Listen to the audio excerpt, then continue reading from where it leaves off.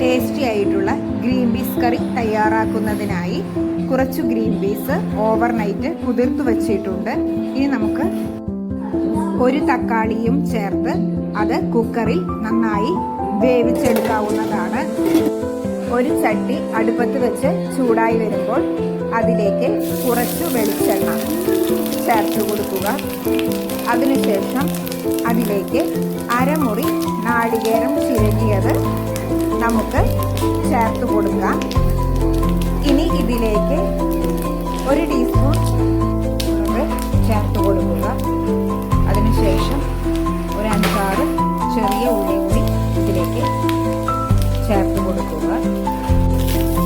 ഉള്ളിയും കുരുമുളകും നാളികേരവും ചേർത്ത് ഗോൾഡൻ കളർ വരുന്നത് വരെ ഒന്ന് വറുത്തെടുക്കുക.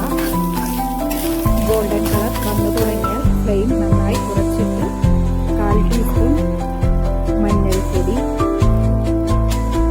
1 ടീസ്പൂൺ മല്ലിപ്പൊടി, 1 ടീസ്പൂൺ മുളക് പൊടി എല്ലാം ചേർത്ത് ഒന്ന് ചൂടാക്കിയ ശേഷം നമുക്ക് ഇത് നാളികേരവും കൂടി നന്നായി മിക്സ് ചെയ്യാവുന്നതാണ്. എല്ലാം കൂടി നന്നായി മിക്സ് ചെയ്തതിന് ശേഷം നമുക്ക് സ്റ്റൗ ഓഫ് ചെയ്യാം. എന്നിട്ട് ഈ നാളികേരം നമുക്ക് ഒന്ന് തണുത്തതിന് ശേഷം മിക്സിയുടെ ജാറിലേക്ക് ഇട്ട് ഒട്ടും വെള്ളം ചേർക്കാതെ നന്നായി അരച്ചെടുക്കുക. ഇതുപോലെ നല്ലോണം പേസ്റ്റ് പോലെ അരച്ചെടുക്കുക. അതിനുശേഷം ഒരു ചട്ടി ചൂടായി വരുമ്പോൾ അതിലേക്ക് കുറച്ച് വെളിച്ചെണ്ണ ചേർത്ത് അതിലേക്ക് കുറച്ച് കടുക് കൂടി ഇട്ട് കൊടുക്കുക. കടുക് പൊട്ടി തുടങ്ങിയാൽ നമുക്ക് നമ്മൾ അരച്ചു വെച്ചിരിക്കുന്ന അരപ്പ് ഇതിലേക്ക് ചേർത്ത് കൊടുത്ത് ഒന്ന് ഇളക്കി കൊടുത്ത ശേഷം നമ്മൾ വേവിച്ചെടുത്ത് ഗ്രീൻ പീസും തക്കാളിയും ഇതിലേക്ക് ചേർത്ത് കൊടുക്കാവുന്നതാണ്. ഇനി എല്ലാം കൂടി നന്നായി മിക്സ് ചെയ്യുക. ഇതെല്ലാം കൂടി നമുക്ക് നന്നായി തിളപ്പിച്ചെടുക്കാം. ആവശ്യമുള്ള ഉപ്പും ഈ സമയം നമുക്ക് ചേർത്ത് കൊടുക്കാവുന്നതാണ്.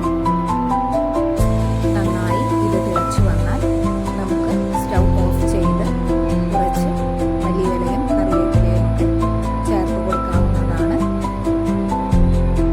ചപ്പാത്തിയുടെ കൂടെയൊക്കെ ഈ കറി നമുക്ക് സെർവ് ചെയ്യാവുന്നതാണ്. എല്ലാവരും തീർച്ചയായും ട്രൈ ചെയ്ത് നോക്കുക. വീഡിയോ ഇഷ്ടമായാൽ സബ്സ്ക്രൈബ് ചെയ്യാനും ലൈക്ക് ചെയ്യാനും ഷെയർ ചെയ്യാനും മറക്കരുത്. Thank you for watching.